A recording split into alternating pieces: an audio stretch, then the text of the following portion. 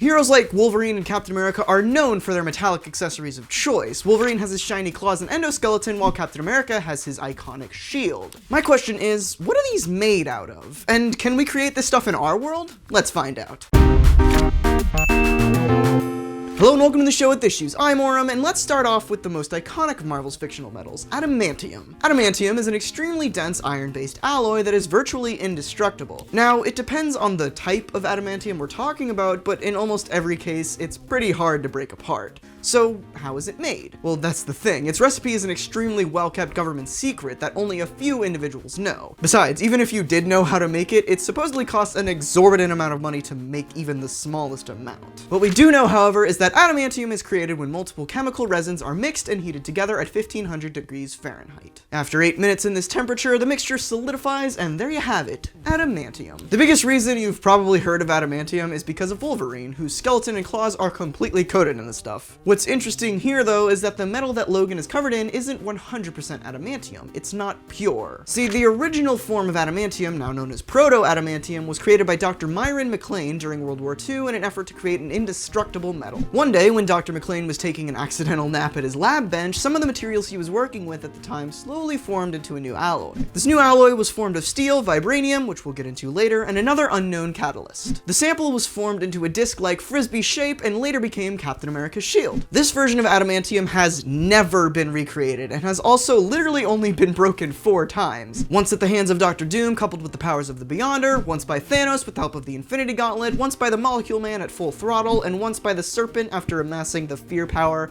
of everyone on Earth during Fear itself. So, what does this make Wolverine's skeleton and claws? The Weapon X program, who are the ones responsible for giving Logan his shiny endoskeleton, created a proto-adamantium-like alloy called true adamantium, also known as primary adamantium. This alloy, unlike proto-adamantium, is possible to recreate and is much easier to manipulate. I mentioned earlier that adamantium is only indestructible in almost every case. That's because over the years of people trying to recreate adamantium, there were a lot more failures than successes. The first of these is secondary adamantium, which is pretty simply just a cheaper, slightly less durable version of true adamantium. In a similar vein, there's carbonadium, which is an even more malleable and cheaper version of adamantium itself. Some uses of carbonadium you would know are in Dr. Octopus's tentacles and Omega Red's coil things. Some more examples of adamantium across the Marvel mythos include Sabretooth's claws and skeleton, Cyber's skin, the shells of multiple versions of Ultron, Bucky Barnes' Captain America suit, X-23's claws, and many more. So what if you wanted to create an indestructible flying frisbee or coat your bones in metal? Without noting how heavy that frisbee would be or how you would more than likely die because of the stress that the metal would have on your body, let's figure out if this stuff could exist. At its core, adamantium is just an indestructible metal. Simple as that. The stuff just can't be broken in any sense of the imagination. So what's the strongest metal in our world? That title can be passed around based on what exactly you're measuring, but generally it goes to steel, an iron-carbon alloy. Steel has a melting point of around 3000 degrees Fahrenheit and is extremely dense. It's more or less indestructible for the uses it's put to today. The downside here is that it's just not very practical for what we're trying to accomplish. Sure, it's good for industrial use and stuff like that, but you can't really make weapons out of it because of how heavy the material is. For example, a 1 foot by 1 foot slab of steel with 5 inches of thickness clocks in at around 200 pounds.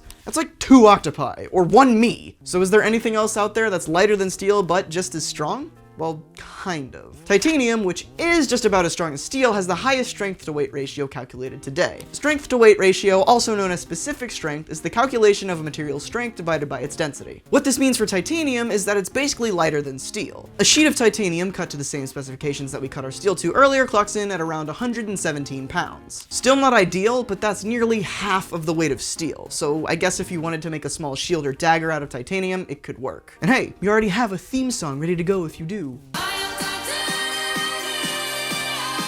The point here is that adamantium, or something close enough, doesn't quite exist yet, but it could in the future. Whether it be a titanium alloy, or some crazy space metal from Marpeter, or whatever else, someday I believe we can all cosplay proudly as Wolverine without having to worry about people telling us that we're not being 100% accurate to the source material. Although I'm not sure how conventions will feel about people with actual adamantium claws walking around. Enough real-world talk, though. Let's get back to our beloved comics. Not to keep beating on the subject of adamantium or anything, but there is another metal out there which which is actually what inspired Dr. McClane to start his experiments during World War II. This metal is called adamantine, and is the choice metal of the Olympian gods, seeing as it is virtually indestructible, not unlike adamantium. The biggest example of adamantine out there is in Hercules' golden mace weapon. There's not really much else to say about this metal though, so let's move on to the one all you MCU fans probably know, Vibranium. Vibranium is kind of the Kroger brand adamantium. It's much cheaper to use, seeing as it is found naturally across the world as a result of a meteorite hitting Earth 10,000 years ago, and is a lot more malleable. In fact, Black Panther, who has access to tons of the stuff since he's the king of Wakanda, has his suit laced with the metal. The key difference between vibranium and any other metal is, like the name implies, it absorbs vibrations and energy. This is actually one of the reasons proto-adamantium is so strong. The vibranium inside of it adds the ability to absorb an extreme amount of vibrations, which makes it nearly indestructible. The energies that vibranium can absorb include sound waves, kinetic energy, and just normal vibrations. Another unique trait of vibranium is that it has the ability to enhance mystical energies. This, however, does make the material extremely unstable and is very hard to manage at this point. Just like adamantium though, vibranium also has some variations. The classic version of vibranium is known as Wakandan vibranium, seeing as it is mostly found in the mines of Wakanda, but when it first appeared in Marvel Comics, it was totally different. Now known as anti-metal, this version of vibranium is native to the Savage Land, a secluded area of Antarctica that has remained unchanged for millions of years. It's basically just Marvel's excuse to have dinosaurs still around. Keeping with the theme of having pretty on-the-nose names, anti-metal makes other metals liquefy around it when hit. What's happening here is that the anti-metal emanates a vibration that causes the molecular bonds in solid metals to weaken, causing them to get all sad and droopy. Another variation on vibranium is known as reverbium. Created by Sajani Jaffrey, a scientist at Horizon Labs, reverbium is pretty much anti-metal, except instead of liquefying metals around it, it just creates blasts of vibrations blowing everything away in its radius. Other than Black Panther's suit, which I mentioned earlier, what else is vibranium used in? Obviously, Captain America's shield is one of them, even though it's not made of pure vibranium. Misty Knight's bionic arm is made of vibranium, the claws in Black Panther's gloves are made out of anti-metal, etc. So at this point, some of you are probably wondering what Thor's hammer Mjolnir is made out of. That would be none other than the space metal known as Uru. Native to Nidavellir, the home of the dwarves and one of the 10 realms, Uru is known for being one of the strongest mystical conduits. It has a natural affinity to absorb magical energy like a sponge and has the potential to be indestructible. This is actually how Mjolnir seems to have some semblance of sentience. It's filled with enchantments that allow it to do things like boomerang back to Thor, or allow the user to control storms. In fact, Mjolnir has over 20 spells inside it, but that's a video for another time. So all of you people saying that just because Jane Foster can pick up the hammer doesn't mean she gains the powers of the Odinson,